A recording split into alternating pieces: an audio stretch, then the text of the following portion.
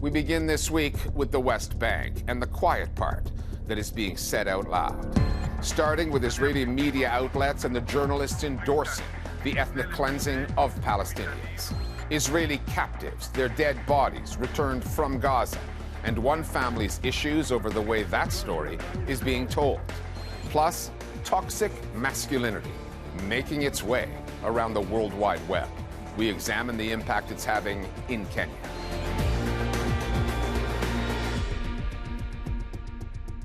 Israeli tanks have been rolling into the West Bank.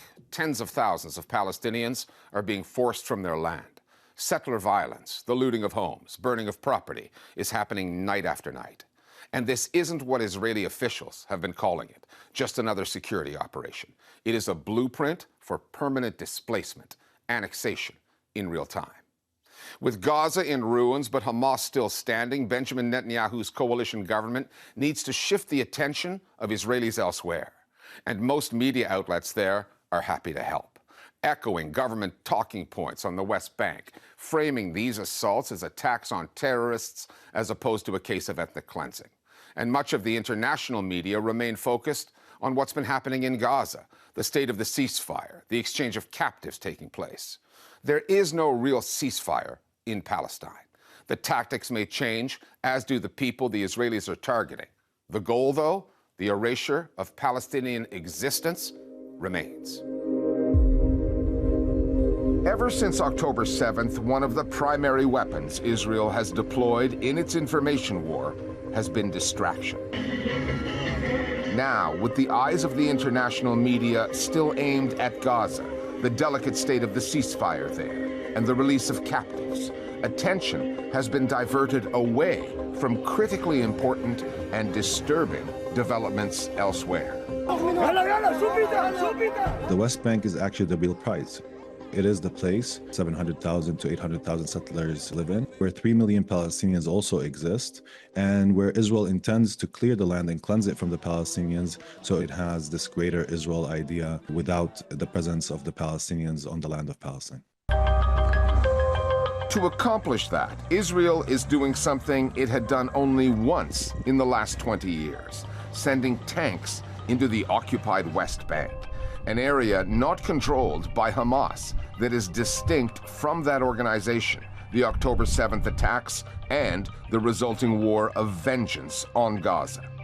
Israeli forces have attacked 3 refugee camps in the north, Jenin, Tul Karam, and Nur Shams, leveling them, killing at least 51 Palestinians, 7 of them children, clearing out 40,000 people, scattering them across territory where Israeli settlers have already been running amok. Benjamin Netanyahu has made some of the very same arguments that he made for invading Gaza, that they're going after terrorists. Recently, you saw a 10-year-old Saddam Rajab being shot by an IDF soldier, and then his ambulance held up for an hour. That 10-year-old died in hospital. He clearly is not a terrorist. And you're having settlers every night conducting what are basically pogroms. Cars are being burned, people's homes are being burned, livestock is being stolen, and timing is everything. The Israeli public has shown that it has a real appetite for what is taking place right now in the occupied West Bank. פשוט לקחת ולהחריב שכונה אחרי שכונה, לשטח את המקום, לסלק את האנשים משם, ולתת את זה, להעביר מסר. Why is this happening now? Because Israel is not seeing any sort of success in its Gaza operations, and its main war goal, the destruction of Hamas, and because the Israeli military is really actively seeking redemption, the Israeli government is allowing it to carry on this operation in the West Bank. As far as the politics go, the hard-right settler elements of Netanyahu's government are very eager to continue the war in Gaza. That is something he cannot let them do. The West Bank, however, he can let them have free reign. Israel sees in this moment an opportunity to advance its forced displacement agenda. They see in the Trump administration a moment that they believe is conducive for depopulating Palestinians. When the defense minister of Israel explicitly states that displaced people should not return for a year, we are seeing the Gaza scenario being repeated in the West Bank, and it becomes clear that the goal is not just eliminating armed groups, but altering the demographic landscape and depopulating Palestinian communities. On the story in the West Bank, for the most part, the international MSM, the mainstream media, have been MIA, missing in action. Part of that is due to Gaza. But if Israel's strategy is to distract, those news outlets have been too susceptible to that. Had Israeli tanks, prior to October 7th, rolled into the West Bank with annexation in their sights, there would have been far more coverage than global audiences are getting now. The Israeli media continue to frame these attacks as security operations. And when they're not ignoring the ethnic cleansing angle, they're celebrating.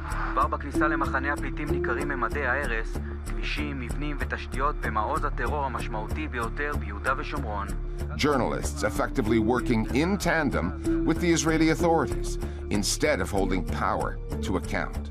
And if global news organizations, by shying away from covering the West Bank, have been complicit in the war crimes now taking place, Israeli news outlets and the so-called journalists working there have been enabling it. What we're seeing is an Israeli government and Israeli media that are in cahoots, that replicate each other, that echo each other, and provide the same talking points. וגם תמון ופרה, שלאחריהם ייתכן וכוחותינו ישבו באופן קבוע בתוך השטח על מנת לוודא ולהבטיח שלמחבלים לא יהיה לאן לחזור. A media in war, a media galvanizing and mobilizing Israeli society towards more war, perpetual war. מחנה הפליטים הרוס, הכוחות עוברים כאן ממבנה למבנה, מוצאים מטענים ומוצאים נשק. The international media is not flocking into the West Bank. This is a media that has been complicit with the Israeli genocidal campaign in the Gaza Strip, but also has chosen to deliberately not cover what is happening in the West Bank properly. In February 2024, journalists signed a letter urging Israel and Egypt to allow them access into Gaza. And this includes outlets like the BBC, Sky News, and foreign correspondents such as Clarissa Ward from CNN, Lise Doucette from the BBC.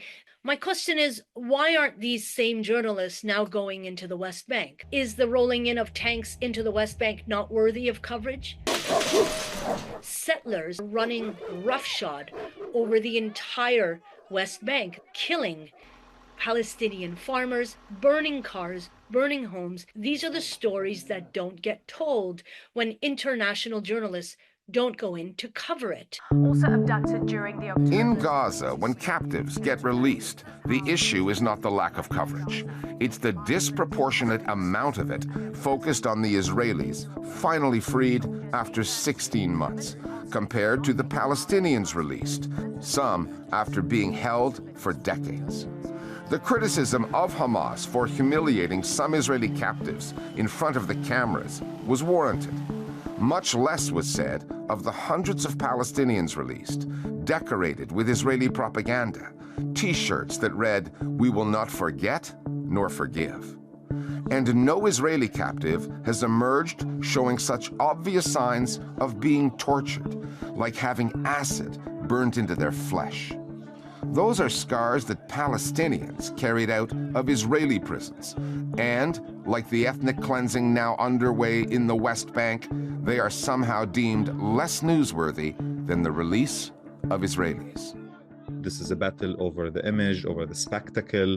The international media and the Israeli media focused on Israeli hostages appearing weak and traumatized, and the Israeli government condemned what it labeled humiliating ceremonies. And from Hamas's point of view, Hamas is using these moments to send messages to the Israelis that they're still there, that they're in charge, that their military wing is still intact. And they do that because this is the only coverage time they will receive, at least from the international media. And they're, of course, sending messages to Arab leaders, to the region, to their Palestinian counterparts, that they are still part of the political formula.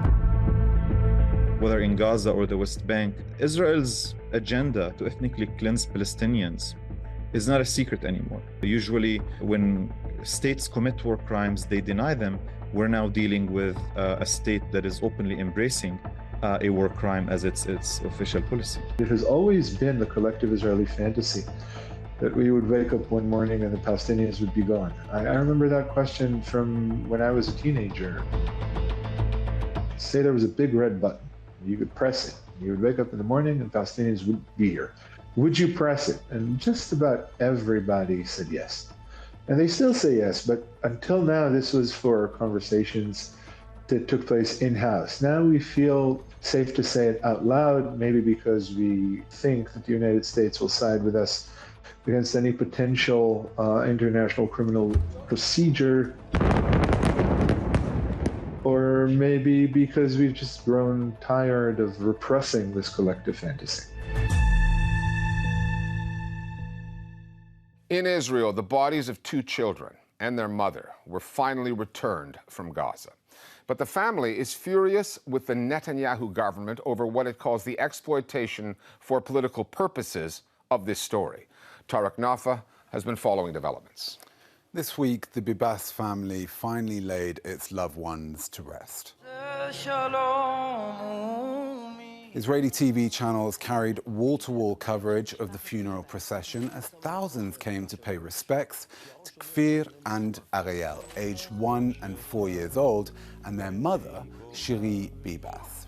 The Bibas family has become a symbol of Israeli post-October 7th trauma. Kfir was just 9 months old when he was kidnapped by Hamas-led militants. For the Israeli government and media, however, the case of the Bibas family has been repeatedly used as justification for the assault on Gaza. הם רצחו את שירי ואת ילדיה בדם קר. הם חנקו את הילדים הרכים במו ידיהם. They killed them with their bare hands.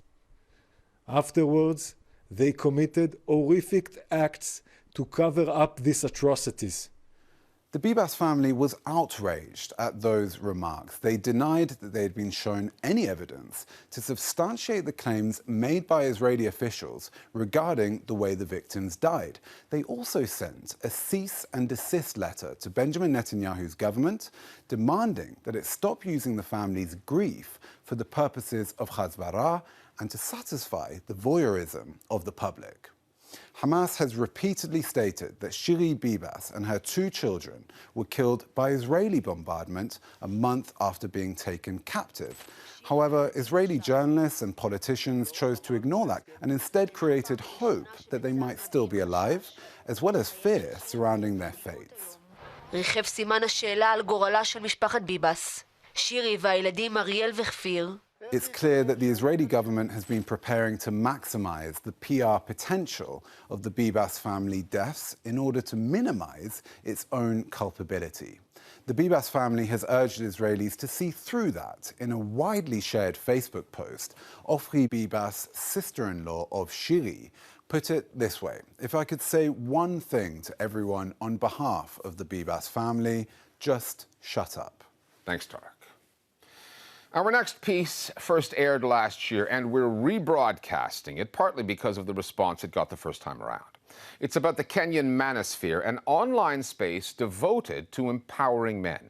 Kenyans were either shocked by some of the characters we profiled and the sort of content they get away with, or they jumped to their defense. Across podcasts, YouTube channels, and social media, this collection of macho influencers includes some loudmouths, shock jocks, and chauvinists.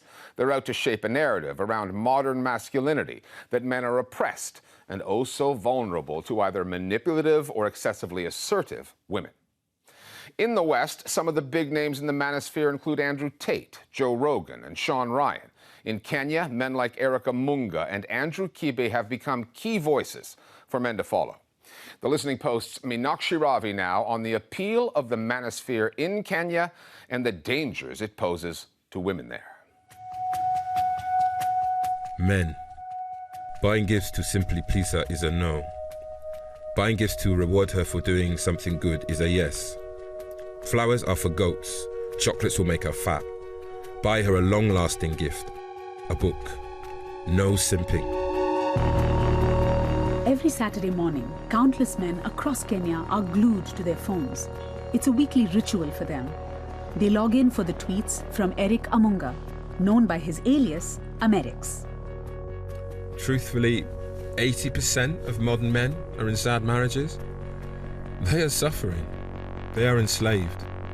In the modern femicentric world, the man is the ultimate loser. Using the hashtag Masculinity Saturday, Eric Amunga, who uses a picture of American black civil rights leader Martin Luther King on X, posts to more than 2 million followers. The self-styled masculinity coach is consistently one of Kenya's top trending voices every weekend. A nice guy is a slave. He is handcuffed by limitations. A woman will threaten a nice guy that if he doesn't do A, B, C, D, she will leave him and the nice guy will be scared. He holds spaces on X to just spread, I have to say, misogyny. That's who Eric Amunga is. He aims to provide guidance to men. That's what he says he does. He has been criticized a lot for promoting regressive views when it comes to gender roles and relationships. He emphasizes again on traditional masculine traits. So how a man dresses, what a man does, what a man eats, how a man treats a woman, how a man speaks to a woman. It is packaged in a way that it sounds as if this is male empowerment. A lot of these men actually are looking to hear what they've always known about masculinity because they live in a patriarchal culture, in a patriarchal society, and it also answers to the fact that because they feel they've been disempowered and women look like they're advancing beyond them, they find this mob psychology to go along with the messages that Amerix expresses. Eric Amunga, Amerix, isn't the only voice in Kenya's so-called manosphere. There are numerous online influencers pushing out content for men, advising them on how to deal with professional pressures, health issues, their appearance, and especially with the women in their lives. My wife hates when I watch you, yes, because my wife doesn't want you to stop being puny. That's why every time you watch this show and you go back to her with some energy, she's going to be like, I have to get that energy out of him. Former radio host Andrew Kibe built a following of more than 420,000 YouTube subscribers before being banned in 2023 for violating hate speech policies. Despite the ban, Kibe continues posting on platforms like Instagram and TikTok. He also has his own website, www.mrlambistic.com, where followers can pay to listen to his live stream talks, join him on motorcycle rallies, and buy merchandise. Women like adventure, they like strength. They lie and they cheat. And they need a man to take them out of that head. The manosphere has really grown over the last couple of years because there are so many problems that young Kenyan men are facing, and they feel like there is barely any safe space to go and talk about these issues that they're having. The manosphere spaces particularly thrive on Twitter, which is now X, where there are these short-form messagings that many people can participate in real time. In Kenya in particular, one could trace some of the earliest manifestations of the manosphere to 2006, to the evolution of what was called Development for Men organization, an organization that set itself up to champion men's rights under the guise of arguing that it was interested in looking at questions of violence against men. But on deeper interrogation of the work, you can see the combination of a dialogue around men's rights that is set in opposition to women's rights and men's problems in society as the fundamental basis of the manosphere. The manosphere is not a Kenyan phenomenon. The flag bearer of online misogyny in the Anglosphere was Andrew Tate. In August 2022, he was shut down across social media as complaints about hate speech soared and charges of rape, human trafficking, and the sexual exploitation of women started racking up. Tate's huge following online gave rise to a new genre of content. Influencers around the world who've emulated his toxic style. In India, there is Dev Tyagi. क्योंकि अगर मेरी बंदी घर से बाहर निकली और उसने लड़कों से दोस्ती करना शुरू करा तो वो मेरी बंदी नहीं है मैं सीधा कहूंगा घर से निकलो. In Greece, there is Michalis Balou. Δεν υπάρχουν γυναίκες που απορρίπτουν, υπάρχουν απλά γυναίκες οι οποίες δεν έχουν αυτό το οποίο. In Kenya, Eric Amunga, Amerix, tops the list of contributors to the Manosphere. We sent him an email request for his response to criticisms that he peddles in misogyny and hate speech against women. He didn't email his response back to us. He posted it on his favorite platform, X. There is a pattern to the factors behind the rise of the Manosphere. From New York to Nairobi, there are communities of men who have glorified outdated, traditional, or rather patriarchal systems. Then there's socioeconomic pressures. In Kenya, nearly 80% of the 56 million strong population are aged 35 or younger. The unemployment rate is at 12%. And even though it is women who make up most of the unemployed, men say they feel the social squeeze much more intensely. There's a lot of economic pressures, so there's an expectation in the community or in the society for men to be the primary breadwinners. I'm trying to find a job, it's really hard. My wife thinks I'm a loser. Men are feeling like, this changing gender roles is making it possible for women to increase their economic capacity, so then making them feel inadequate. Parallel to these kinds of groups, there are men in the Kenyan society who are doing very positive and useful work, underscoring the fact that the discourses that are pursued in the manosphere do nothing for men themselves, rather than viewing the freedoms that women have received over the last 50 or so years as an opportunity to transform our society for the good of everyone. The discourses pursued in the manosphere actually contribute to the violence that we see that is targeted specifically as women. Gender-based violence, femicide in Kenya, has made global news recently. In September this year, Olympian marathon runner Rebecca Cheptegei was set on fire by her partner during a dispute over land. 2 other Olympic runners have been murdered in years past, stabbed and strangled to death. These are just the headline cases. Investigative news outlet Africa Uncensored has done a deep dive into femicide in Kenya, uncovering statistics, patterns, and systemic failures that have led to violence against women rising in the country. There's no clear link between online influencers and these specific murders, but the manosphere has made justifying violence against women acceptable for a significant segment of Kenyan men.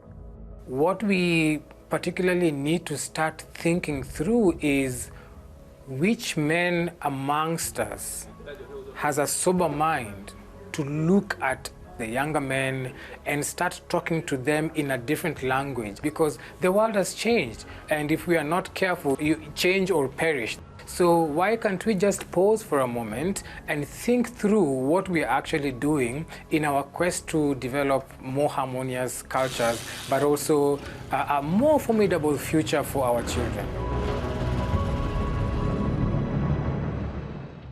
And finally, it's been a few weeks now since Donald Trump revealed his master plan to rebuild Gaza, expel its Palestinian inhabitants, and turn the place into the Riviera of the Middle East. The plan was firmly rejected by everyone except the U.S. and Israel, forcing Trump to walk it back, saying it was a mere recommendation. Nevertheless, the dream lives on, at least the AI version of it, in a bizarre video that the president posted on his social media. It showed the rubble of present-day Gaza morphing into a shining cityscape of skyscrapers and luxury hotels, with Trump, Benjamin Netanyahu, and Elon Musk all partying together, set to techno music with lyrics assuring Gazans that Donald's coming to set you free. Not to dwell on such an objectionable post, but it did come from the President of the United States. And the question we are left to ask is, how can the alleged leader of the free world post what amounts to a trailer for an upcoming act of ethnic cleansing without a word of condemnation from a single Western or Arab leader?